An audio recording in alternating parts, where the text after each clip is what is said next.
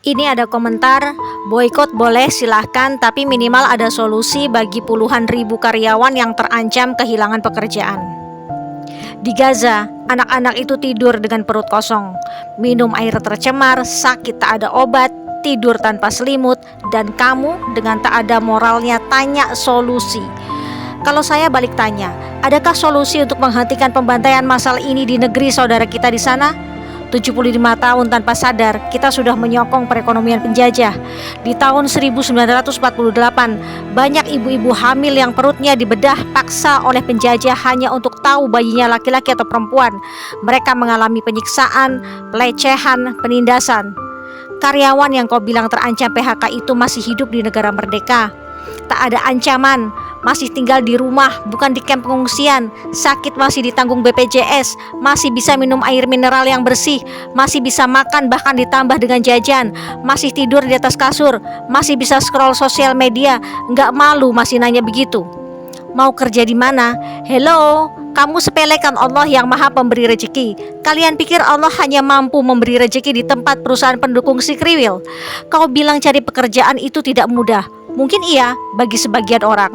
Namun kalau kamu mau menelaah peristiwa ini dari kacamata iman, maka kamu nggak akan mengatakan kalian pendukung boykot harus memikirkan solusi untuk puluhan ribu karyawan yang terancam PHK. Kalau kamu muslim, coba sadari kalau ini sebenarnya adalah panggilan jihad dari Allah. Jihad itu memang butuh pengorbanan, macam-macam pengorbanannya.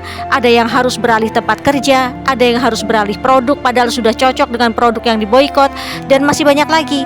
Namanya jihad itu sama-sama berjuang, bukan yang satu pihak berjuang, yang satu minta solusi.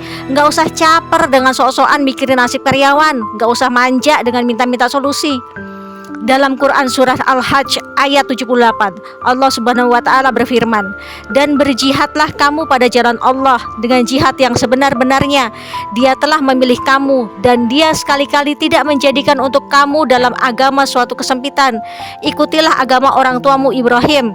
Dia Allah telah menamai kamu sekalian orang-orang muslim dari dahulu, dan begitu pula dalam Al-Quran ini, supaya Rasul itu menjadi saksi atas dirimu dan supaya kamu semua menjadi saksi atas segenap manusia. Maka dirikanlah salat, tunaikanlah zakat, dan berpeganglah pada tali Allah. Dia adalah pelindungmu, maka dialah sebaik-baik pelindung dan sebaik-baik penolong." Kalau kamu muslim dan mengimani ayat ini, maka kamu tidak akan keluar-keluar minta solusi, karena kamu paham boikot produk itu bagian dari jihad kita di sini. Bahkan dalam surah Al-Hajj ayat 78, Allah berjanji sekali-kali tidak menjadikan untuk kamu dalam agama suatu kesempitan. Kamu tanya solusi, ini solusinya, janji Allah sendiri. Kalau kamu imani ini, maka sudah selesai persoalan yang kamu tanyakan. Jihad bukan membela satu pihak dan mengorbankan pihak lain. Bukan begitu mikirnya. Jihad itu sama-sama berjuang sesuai porsinya. Saudara kita di sana berjuang mempertahankan Al-Aqsa dengan bersimbah darah, tanpa rumah, dengan kehidupan yang susah. Jihad kita di sini adalah melumpuhkan perekonomian mereka. Perjuangan kita di sini belum ada apa-apanya dibanding perjuangan mereka di sana.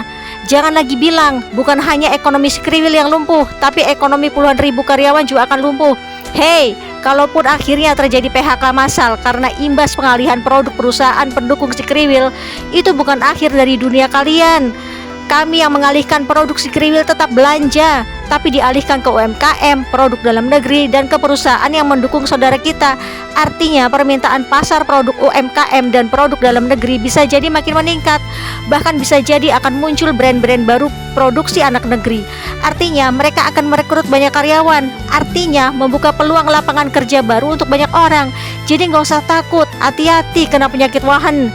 Takut miskin dan takut mati, padahal saudara kita di sana rela mati demi mempertahankan martabat umat Islam seluruh dunia. Ayolah, nggak usah sepengecut itu. Bisa jadi ini kesempatan kalian untuk menjadi pengusaha baru.